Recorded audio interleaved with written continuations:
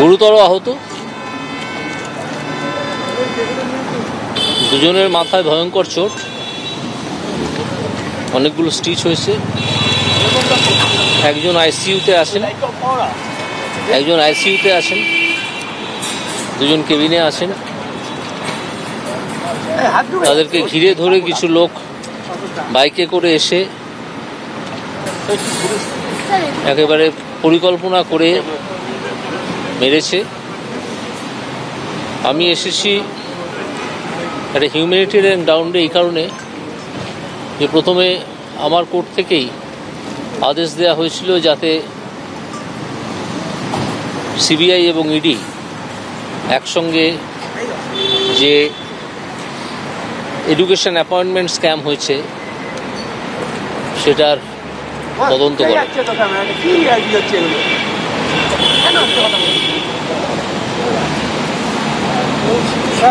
কার অসুবিধা হচ্ছে? না স্যার, ক্যামেরাটা ঢুকে যাচ্ছিল। হ্যাঁ স্যার বলুন। হ্যাঁ, প্রথমে আমার আদালত থেকে এই অর্ডারটা হয়েছিল যে সিবিআই এবং ইডি একযোগে তদন্ত করবে যে এডুকেশন রিক্রুটমেন্ট স্ক্যাম যেটা হয়েছে। তারা শুরু করেছিল, তারা অনেক দূর এগিয়েওছে। তারপরে একটা সময় আমার কোর্টে এসে সিবিআইয়ের অফিসার জানান যে তাদেরকে হ্যারাস করার জন্যে পশ্চিমবঙ্গ সরকারের পুলিশ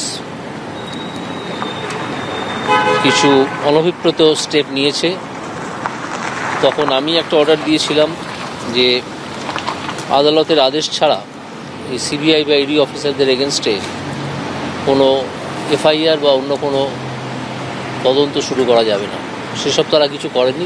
সেটার এগেনস্টে স্টেট এখনও পর্যন্ত সুপ্রিম কোর্ট গেছে বলে বা ডিভিশন বেঞ্চে গেছে বলে আমি শুনিনি। এখন যেটা দেখা যাচ্ছে যে বিভিন্ন তদন্তে যাতে অগ্রগতি না হয় তার জন্যে বহু মামলা রাজ্য সরকার সুপ্রিম কোর্টে ফাইল করেছে। বহু মামলা, কথায় কথায় সুপ্রিম কোর্টে মামলা ফাইল করা হয়। সে অধিকার রাজ্য সরকারের আছে, যে কোনো লোকেরই আছে। কিন্তু প্রশ্নটা হচ্ছে যে যদি কেউ মনে করেন যে কোনো দুর্নীতি হয়নি, তাহলে তার উচিত তো তদন্তে সহযোগিতা করা, আদালতে না গিয়ে, যাতে দুর্নীতিটা আনার্থ হয়, দুর্নীতিটা প্রকাশ পায়। এটা কিন্তু করেননি। আর যদি কেউ মনে করেন যে দুর্নীতি হয়েছে, তাহলেও তার উচিত উপযুক্ত এজেন্সিকে সাহায্য করা, কোর্টে কোর্টে না দৌড়ে যে দুর্নীতিটা হয়েছে বলে মনে হচ্ছে আপনারা এটাকে আনার্থ করুন। এর কোনোটাই কিন্তু এই রাজ্য সরকার করেননি। আদালতে যাওয়ার অধিকার আছে, আদালতেও যাননি। এখন দেখা যাচ্ছে যে এদেরকে টেরোরাইজ করে, এই অফিসারদের টেরোরাইজ করে দুর্নীতি আটকানোর একটা চেষ্টা হচ্ছে। দুর্নীতির তদন্ত আটকানোর চেষ্টা হচ্ছে। সাকসেসফুল কারা হবেন না হবেন আমি জানি না। আমি আজকে সম্পূর্ণ তো মানবিকতার খাতিরে, এদের অনেক অফিসার আমার কোর্টে অ্যাপিয়ার করেছেন, সিবিআই অফিসাররা যেমন করেছেন, তারা গিয়ে আমাকে বিভিন্ন সময় রিপোর্ট জমা দিয়েছেন, আমার প্রশ্নের উত্তর দিয়েছেন। আমি মনে করেছি যে একজন মানুষ হিসেবে তারা যখন এরকম একটা সিচুয়েশনে পড়েছেন, যেটা নির্লজ্জের মতো কাণ্ড করা হয়েছে, পশ্চিমবঙ্গের নাম সারা ভারতবর্ষের কাছে ছোট করা হয়েছে, তাদের সঙ্গে অন্তত একজন মানুষ হিসেবে দেখা করা দরকার। এখানে বিচারপতি হিসেবে নয় বা অন্য কোনো পরিচয় নয়। আমি এসেছি একেবারেই মানবিক কারণে। এবং আমি আশা করব যে যাকে খুঁজতে যাওয়া হয়েছিল, আমি শুনলাম ওপরের নামটা শেখ শাহজাহান, সে আজ রাত্রির 12টার মধ্যে ইডি অফিসে এসে হাজিরা দেবে। এটা আমি আশা করব এবং আমি এটা তার যারা নেতা তাদেরকে জানাতে চাই। কারণ তাকে খোঁজ করতে গিয়ে এই ইডি অফিসাররা প্রহৃত হয়েছেন, 3 জন হসপিটালে শুয়ে আছেন। এই ঘটনা সম্পূর্ণ অনভিপ্রেত, সম্পূর্ণ লজ্জাজনক। তো দেখা যাক তিনি আসেন, নাকি অন্য কোনো পদ্ধতিতে আদালত, উপযুক্ত আদালত তাকে ইডির কাছে বা অন্য কোনো অথরিটির কাছে হাজির করে। আমি এখনও জানি না। আমি কল্যাণীতে ছিলাম অন্য একটা বিষয়। আমি এখনও জানি না, টিভির খবর বা রেডিওর খবর আমি শুনিনি পুলিশ কাউকে অ্যারেস্ট করেছে কি না। তো আমার পুলিশের ওপর ভরসা আছে, কিন্তু পুলিশ পরিচালনার ওপর কোনো ভরসা আমার নেই। পুলিশকে যারা পরিচালনা করেন তারা একেবারেই নিজেদের স্বার্থে পরিচালনা করছেন। বিভিন্ন হাইকোর্টের যে রায়, এর মধ্যে যা নজরে আসছে, একজনকে ছাদ থেকে ফেলে দিয়ে বাড়ির বাইরে তাকে এসে পিটিয়ে মারা হলো, তারপরেও খুনের ধারা যুক্ত করা হয়নি, সেটা করা হলো যখন জাস্টিস দেবাংশু বসাক সেটা বললেন। এরকম আরও অনেক ঘটনা ঘটছে, জাস্টিস জয় সেনগুপ্ত যখন বলছেন। এটা তো দেখা যাচ্ছে যে পুলিশকে একেবারে নিষ্ক্রিয় করে রাখা অর্ডার দিয়ে। পুলিশকে যদি হাত খুলে কাজ করতে দেয়া হয়, আমার মনে হয় এই সব দুর্বৃত্তদের থামিয়ে দেয়া 3-4 দিনের বেশি সময় লাগে না পুলিশের পক্ষে। তো জানি না সেটা কবে হবে, সে পরিস্থিতি কবে হবে। আমি একজন আইন শৃঙ্খলা মেনে চলা মানুষ হিসেবে, পশ্চিমবঙ্গের অধিবাসী হিসেবে এইটুকুই প্রত্যাশা করতে পারি। আর আমি জানি কিছু মানুষ আছেন যারা, আমি সকালে যে মন্তব্য করেছিলাম যে কনস্টিটিউশনাল মেশিনারি ব্রেকডাউন হয়েছে এই বলে কেন রাজ্যপাল ঘোষণা করছেন না, আমি সেটা অত্যন্ত সচেতনভাবে করেছি। এখনও আমি এখানে দাঁড়িয়েও মনে করি যে এই রাজ্যে সাংবিধানিক ব্যবস্থা সম্পূর্ণ ভেঙে পড়েছে। না হলে কোনো রাজ্য সরকার দুর্নীতির তদন্ত আটকানোর জন্য কোটি কোটি টাকা ব্যয় করে না। একটু আগে একটা এরকমই আপনাদের মতোই সাংবাদিকেরা আমাকে কল্যাণীতে একটা সংস্কৃতি উৎসবে আমি গিয়েছিলাম, সেখানে ঘিরে ধরে জিজ্ঞেস করছিলেন যে আপনার কি বক্তব্য। আপাতত একজন পশ্চিমবঙ্গের অধিবাসী হিসেবে এবং একজন সাধারণ মানুষ হিসেবে, যদিও আমি একটা অসাধারণ পদে আছি, কিন্তু আমি তো সাধারণই মানুষ। পদে যাওয়ার আগে আমি তো রাস্তাতে হেঁটেই বেড়াতাম, আমার সঙ্গে পাইলট কারও থাকতো না, কিছুই থাকতো না, কদিন বাদেও থাকবে না। আমি জানতে চাই, আমি আশা করব যে আমাদের মামাটি মানুষের সরকার এইটুকু অন্তত প্রকাশ করবেন যে সুপ্রিম কোর্টে ছোটাছুটি করতে মোট কত টাকা, এই তদন্ত আটকাতে মোট কত টাকা তারা খরচ করেছেন, এই হিসেব আমি জানতে চাই। এরপরে দেখা যাবে যে কাকে ধরতে গিয়ে কাকে মারা হলো, কে মৃত্যুর মুখোমুখি হলো, কে পালিয়ে গেল, তার লোক এসে বাইক নিয়ে এসে এদেরকে অ্যাটাক করা হয়েছিল যখন তারা একটা মার্কেট প্লেসে যায়, সেই শেখ শাহজাহান বা এরকম কিছু নাম তার, ওখানে তাকে তো পাইনি।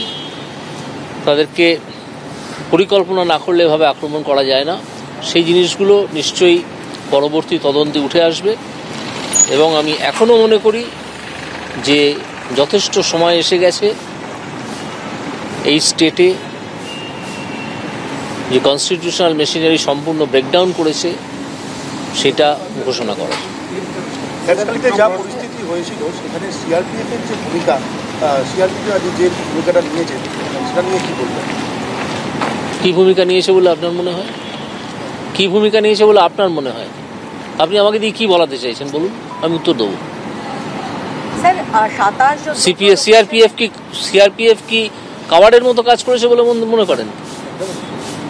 হ্যাঁ, কি বলছেন? 27 জন অফিসার ছিলেন, জওয়ান ছিলেন, দুটো লোকেশনে অ্যাটাক হয়েছে এবং সেই জায়গা থেকে আপনি কি মনে করেন 27 জন ছিলেন? হ্যাঁ, টোটাল সিআরপিএফ। আপনি শিওর? ইডির তরফ থেকে স্টেটমেন্টে সেটা উল্লেখ করা হয়েছে 27 জন ছিলেন, কিন্তু তাদেরকেও ওভার পাওয়ার করে দেওয়া হয়। কত লোক এসেছিল আপনি জানেন? 800 থেকে 1000, যেটা ইডি বলছে, প্রেস রিলিজে বলেছে। প্রচুর লোক এসেছিলেন, বাইকে করে আসেন। বাড়িতে শাহজাহানকে পাওয়া যায়নি, তিনি এতই সাহসী যে বাড়িতে থাকতে পারেননি, ইডির ভয়ে দৌড়ে কোথাও চলে গিয়েছিলেন।